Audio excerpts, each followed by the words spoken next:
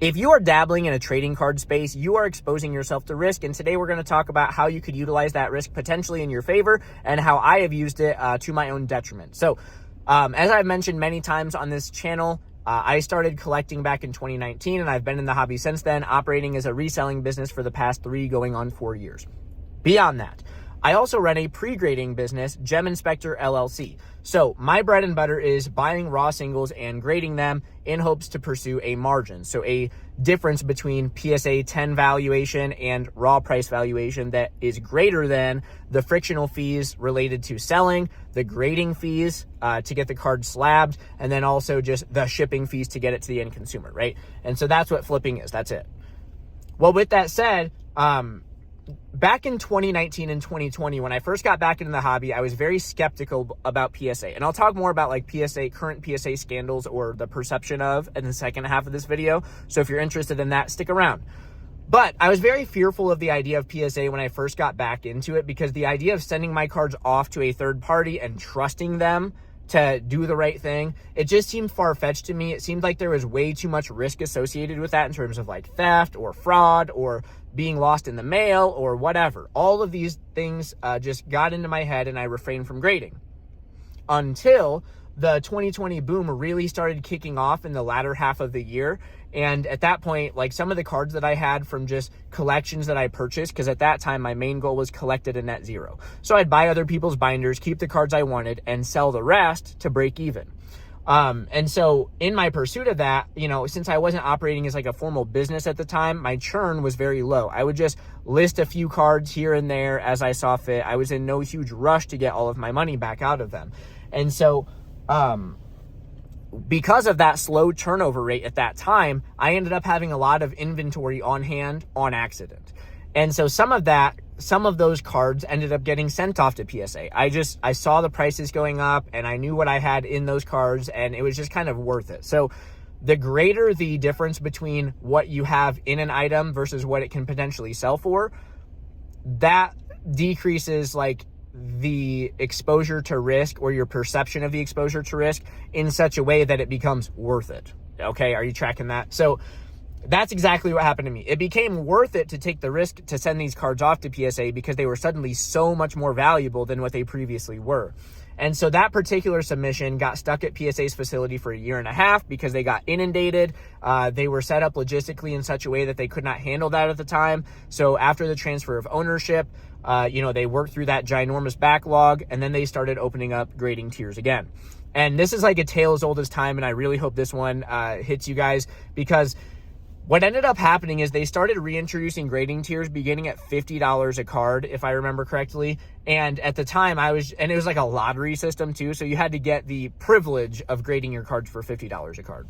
And I remember at that time, I was like, well, that's just too much money. The bulk card submission that I sent off was $10 a card. And it just seemed so far-fetched to me to pay $50 when you were paying $10 just a little while ago. And so I sat on the sidelines. I had a stack of cards that with the intention of grading.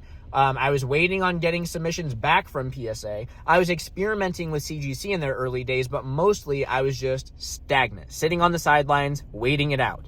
And that was, in hindsight, one of the most foolish decisions. I made a video recently about like the biggest things that have caused me to lose money, and this really should have been in the list, is just sitting passively on the sidelines waiting for pricing to come down. It was a waste of my time. What I should have been doing is just more market research to find cards that had a greater margin between raw value and PSA 10, so they were worth taking the risk at sending at $50. Because that's real, right? There are plenty of, I'm exclusively now, ironically, grading at the $45 value plus tier. And obviously I get upcharges on more valuable cards or whatever, but that's like the minimum level that I'm sending at right now, because that's how I'm keeping my cash flow rolling. Prior to this boom, bulk tier was taking about 3 months. And so that's what I am set up logistically to handle in terms of like my churn rate. And so I'm submitting at the $45 tier. And I look back on that time where I was like, for $5 more, I was refusing to send cards. And that was the only tier that I'm willing to send cards at. And sitting on the sidelines was just such a huge loss in terms of opportunity cost, because there were so many cards at the time that were fresh off the press, gradable, that could have been sent with like a $100 margin. And PSA grading was only 50 of that. And so it was a really silly decision rooted in fear. And so my big takeaway is not to just like YOLO send everything, and if something goes wrong, blame this random dude on the internet. That's not what I'm getting at, but just something to think about. Hindsight being 2020, I wish that I would have been sending cards more consistently then, because it would have given me like a 2-year boost on my operation as a reseller. And maybe I would have been tempted to try to collect some of those cards. I didn't have like, a reseller certificate, so I wasn't set up as like a formal business at the time. I was just selling as a hobby and things. But either way, I would have had exposure to more graded cards, which historically have like performed both good and bad. But compared to where those cards were bought at, it was tremendously good now, right, in hindsight. So that's kind of my key takeaway. And then regarding like the whole PSA scandal side of things, the one that you guys are popular with or familiar with because it was so popular, and I won't like give all the details because it's been regurgitated a million times, but the whole Pikachu and Zekrom thing where they were all graded in PSA 9s and then they got reviewed, changed to 10s on the back end, and that sketched a lot of people out, and there were some offers accepted involved in all that stuff. You guys know the story probably. Well, with that same situation, since then, a lot of people have started chiming in about other scandals. Like this person who submitted a Monkey D. Luffy like manga, he had a fear that his card was swapped out, and there's like a little bit of a compelling case if I remember correctly. I only saw like one post about it, and then I never really I'm not big into like drama or whatever in the hobby especially, but the centering did appear to be different, so there is maybe some validity there. However, since then, everybody has an issue with PSA. And just today, I saw in a Facebook group that I'm involved in that I buy from, this dude shared a post of someone's card getting, quote, swapped out. And it was a Gardevoir EX, a gold card. And the dude sent this card in damage to PSA. Down at the very bottom, that like small black text with all the copyright information, underneath the word creatures, there was like a lip, damage. And the dude sent the card in. It got graded at PSA 9. And then came back and the dude took a picture of it and said, they swapped out my card. This one's not damaged at all. Well, okay, you fell forward and you're upset about it, first of all. Second of all, I zoomed in on the slab, looked under the word creatures, which is where the damage previously was, and sure enough, there's like the shadow or the silhouette of where damage is or was. And so it's the same card. The dude just got riled up because he was uninformed. And I'm not saying that that's bad. I'm just saying that's the reality. Like, you have to start somewhere, but when you don't know something and then you throw out heavy accusations of like fraud and scandal, it's not a good look. And that's the type of thing that you want to avoid. And you can do that by becoming more informed. And so this person, I just took a screenshot and highlighted the thing as many people did in that post.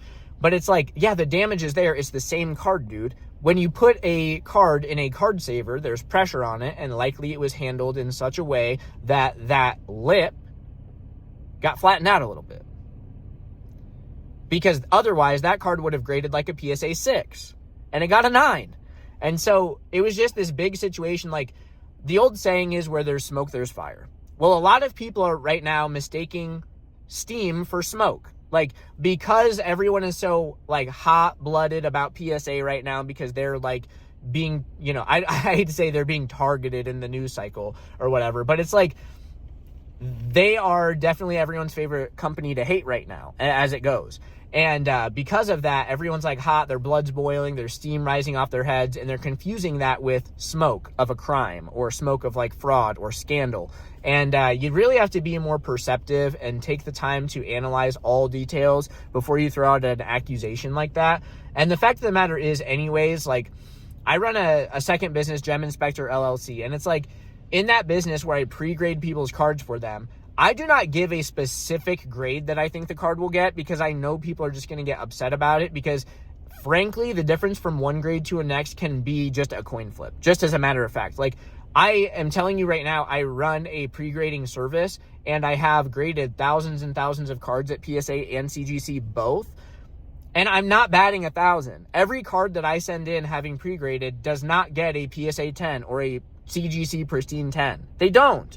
And that's because the difference between a 9 and a 10 is so marginal that, frankly, it's a coin flip sometimes. The thing about that is, though, if you are trying to churn or resell at scale, you only have to be winning the coin flip like 51% of the time.